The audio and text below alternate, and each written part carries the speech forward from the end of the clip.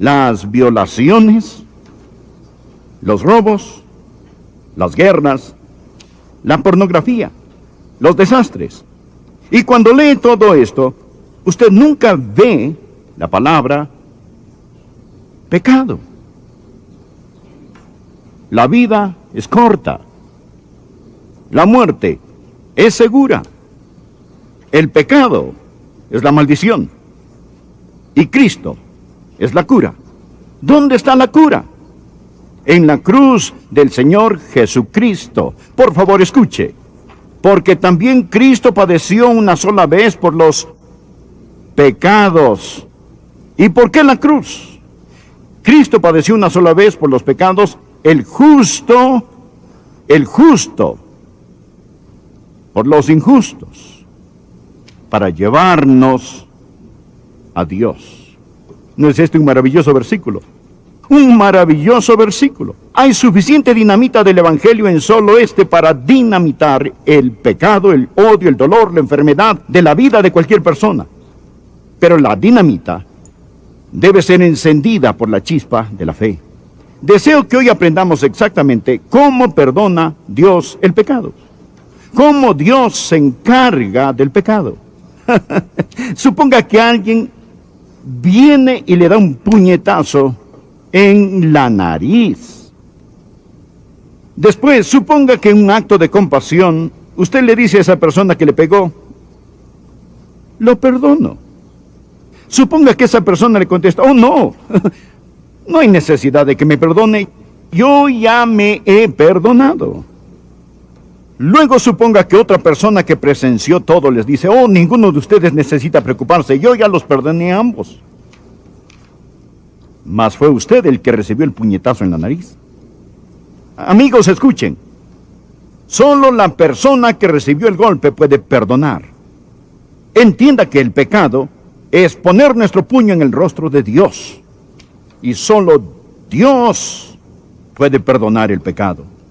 Abandone todas esas fábulas psicológicas que dicen que necesitamos perdonarnos a nosotros mismos y afirmarnos los unos a los otros. Existe un Dios santo. Dios es un Dios santo. Y el pecado es un ultraje, un reproche, una rebelión contra un Dios santo. El pecado no quedará impune sin castigo. Lo hemos mencionado una y otra vez. El texto de hoy indica tres maravillosas verdades sobre cómo Dios perdona el pecado y sobre cómo se hace cargo Dios del pecado. La primera verdad que deseo que veamos al estudiar nuestro texto, Primera de Pedro capítulo 3, versículo 18, es el sufrimiento vicario de la cruz. ¿Lo anotó? El sufrimiento vicario de la cruz. La palabra vicario significa en lugar de otro. Significa suplente, sustituto. Miremoslo. Porque también Cristo padeció una sola vez por los pecados, el justo por los injustos. Es decir, Jesús, quien es justo, quien nunca pecó, nacido de la Virgen, el sin mancha, sin pecado, Hijo de Dios, el justo, murió por los injustos. Habla de usted y de mí. Somos los pecadores. Él llegó a ser nuestro sustituto. A lo largo de la Biblia, Dios enseña la lección de la sustitución. Por el tiempo de Cristo, los sacerdotes y los levitas ya habían instituido un rango especial de pastores para criar corderos muy especiales. Los de la Pascua eran los mejores, los más finos, y se les criaba en Belén. En la semana de la Pascua, esos corderos salían de los campos de Booz en Belén, subían el monte del templo y entraban por la puerta de las ovejas para ser examinado por el sumo sacerdote, los levitas y por los otros sacerdotes. El mismo día, bajando el monte de los olivos, cabalgando sobre una asna, venía el Señor Jesucristo, el Cordero de Dios, quien luego subió el monte Moria. El mismo día, los corderos y el Cordero de Dios entraban a la ciudad. El domingo de Palmas, la Pascua, el mismo día, ese mismo día, hace tanto tiempo. Luego, llegó el día cuando el Cordero de la Pascua debía ser sacrificado. A las 3 de la tarde, el sacerdote levantaba la barbilla de ese corderito sin defecto y tomando sus filosos y mortales cuchillos, le cortaba la garganta al corderito. Al mismo tiempo que esto sucedía, sobre el cruel monte Gólgota, el Cordero de Dios vertía su preciosa sangre real, roja como los rubíes, por los pecados de la humanidad. Y Jesús dijo sobre la cruz: consumado es. Está terminado. La deuda está pagada totalmente. Y sacerdotes ya pueden irse a sus casas. Levitas pueden bajar sus cuchillos. Pastores, su trabajo ha terminado, porque está hecho. Amén. Está terminado. Consumado es. Aleluya. Jesús, el Cordero de Dios, murió sobre la cruz. El propósito de la cruz es la sustitución. Y la Pascua nos lo ha mostrado en una forma muy clara y sencilla. Tenemos el sufrimiento corporal del Señor Jesús. Azotaron al Señor Jesús. Los romanos sabían cómo azotar. Ataban las manos de la víctima y la levantaban a que estuviera de puntillas para aumentar el dolor y para que la espalda quedara lisa como la seda. El instrumento de azote era un látigo con un robusto mango y con correas de cuero. Al final de las correas de cuero habían unos pedacitos de hueso, metal y vidrio ingeniosamente atados. Usaban a 2 azotadores, 2 verdugos. Y al ser estirado el cuerpo de la víctima, uno de los verdugos comenzaba en la nuca y descendía. El otro empezaba en los tobillos y ascendía. En equipo, estos 2 verdugos despellejaban a esa persona parada y estirada de puntillas. Al enroscarse el látigo alrededor del cuerpo, desprendía un pedazo de carne cada vez que lo jalaban. Estos eran hombres experimentados, que sabían muy bien cómo azotar y desprender la carne de tal forma que los nervios y músculos quedaran expuestos, sin sacarle los intestinos. Al soltar a la víctima después de ser azotada, esta caía postrada en el suelo. Los hombres no salían caminando, salían gateando. Por ello la Biblia dice que llevaron a Jesús atado y le entregaron a Pilato. ¿Por qué lo llevaron? Porque estaba demasiado débil para caminar. Por eso después Jesús se tropezaba y caía y no podía cargar la cruz. El abuso físico del Señor Jesucristo. Ellos lo golpearon con sus puños. Luego le dieron una paliza con palos. Por último lo sacaron para la verdadera crucifixión. ¿Conoce usted el por qué los romanos usaban la crucifixión? ¿Sabe por qué usaban la cruz? Hablemos de crueles castigos. La crucifixión tenía como fin el ser cruel. La crucifixión tenía como fin el ser inusual. La crucifixión tenía como fin el inspirar puro terror. Cualquiera que veía una crucifixión decía: sea lo que sea que ocasionó tal castigo, yo no lo haré. Romanos, haré lo que me ordenen, pero no me crucifiquen. De esto se trataba la crucifixión. De esto se trataba la crucifixión. ¿Ha oído la palabra excruciatos? Viene de una palabra latina. Excruciatus. Excruciatus. Y significa salido de la cruz.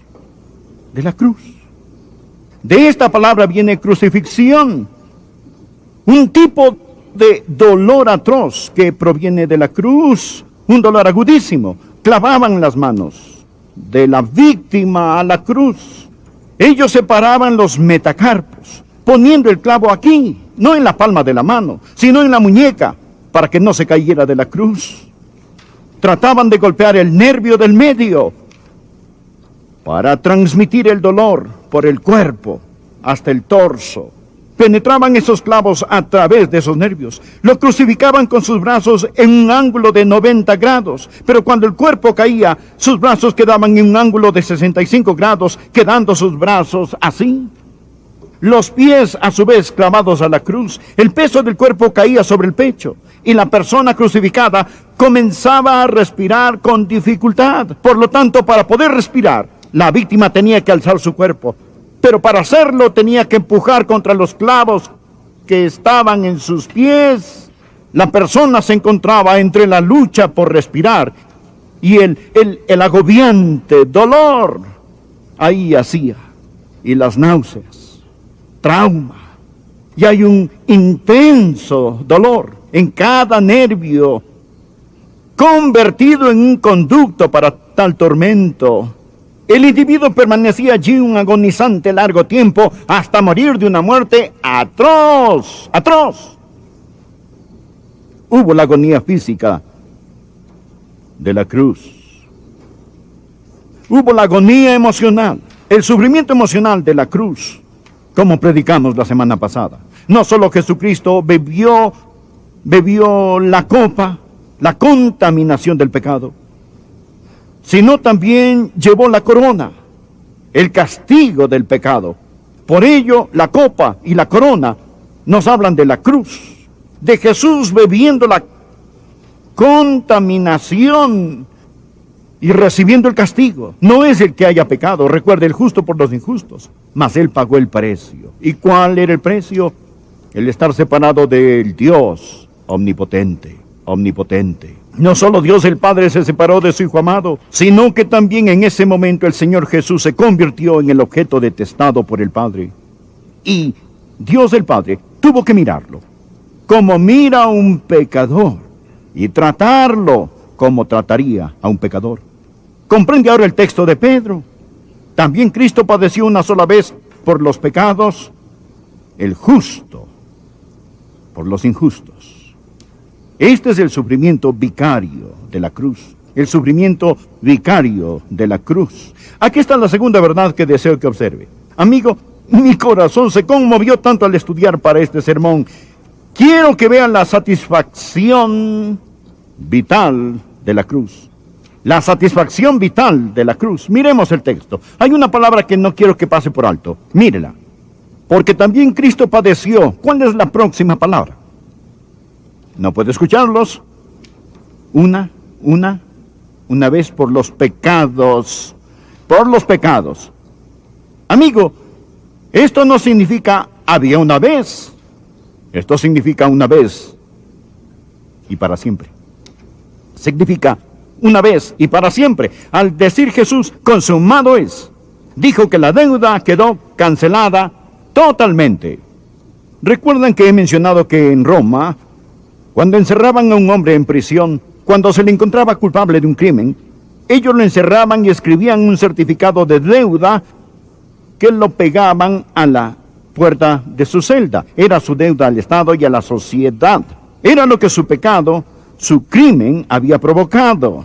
Se lo llamaba un certificado de deuda y lo ponían en la puerta de su celda.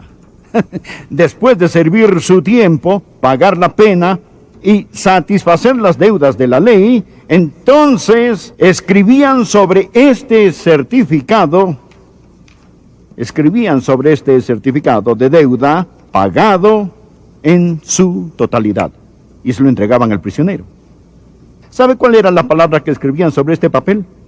Tetelestai. ¿Sabe lo que significa? Consumado es. Consumado es. Está cancelado. Ese hombre no tendrá que regresar a prisión otra vez. Nunca volverá a estar en peligro o será arrestado por el mismo crimen. Si lo acusaban, podía decir, sí lo cometí, pero yo pagué. Está consumado. No pueden llevarme dos veces por el mismo crimen. Esto es lo que dice, que Jesús padeció una sola vez por los pecados, y qué blasfemia es decir que necesitamos otro sacrificio por los pecados. Hebreos 10, de los versos 12 al 14. Pero Cristo, habiendo ofrecido una vez para siempre un solo sacrificio por los pecados, se ha sentado a la diestra de Dios.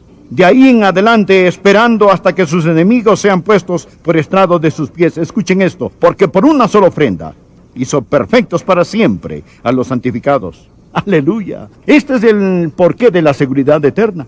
Sabía que si pudiera perder la salvación después de haberse salvado, lo cual no es posible, pero supongamos que pudiera perder su salvación.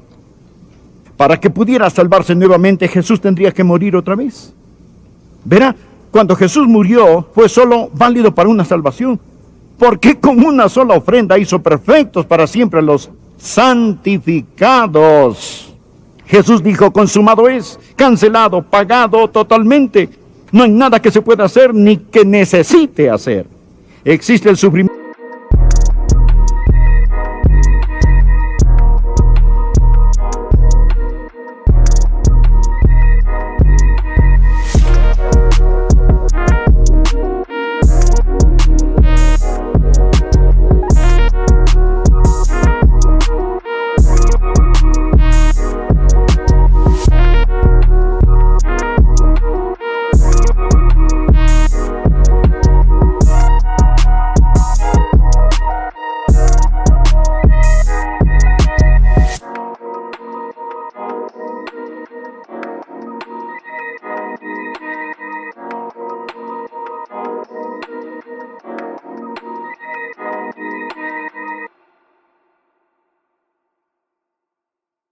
Vicario de la cruz, la satisfacción vital de la cruz.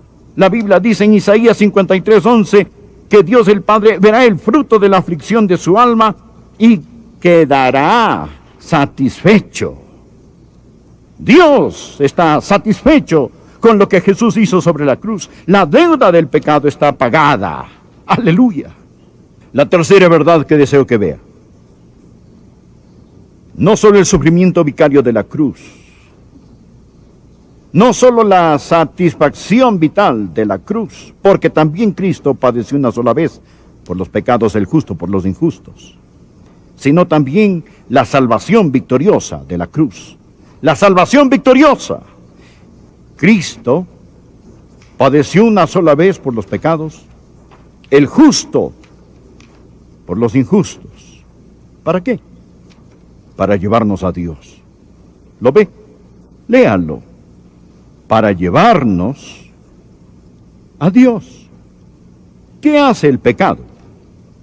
El pecado nos separa del Dios Santo. ¿Qué hace la cruz?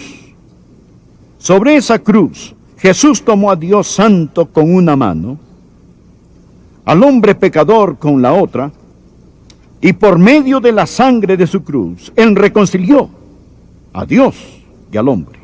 Él hizo la paz por medio de la sangre de su cruz, para con esta llevarnos a Dios. Escuche Romanos 5:10, porque si siendo enemigos, fuimos reconciliados con Dios por la muerte de su Hijo, mucho más, estando reconciliados, seremos salvos por su vida. Para llevarnos a Dios. La palabra llevarnos en griego es prosego, que significa tomar a un individuo y presentarlo ante un rey o un dignatario. Esto es lo que Jesús hizo. Jesús nos ha tomado de la mano para presentarnos ante Dios el Padre. Él nos lleva a Dios. Él intercede. Padre, estos son míos. Yo los compré con mi sangre sobre esa cruz. ¿Lo anima usted? A mí sí me anima.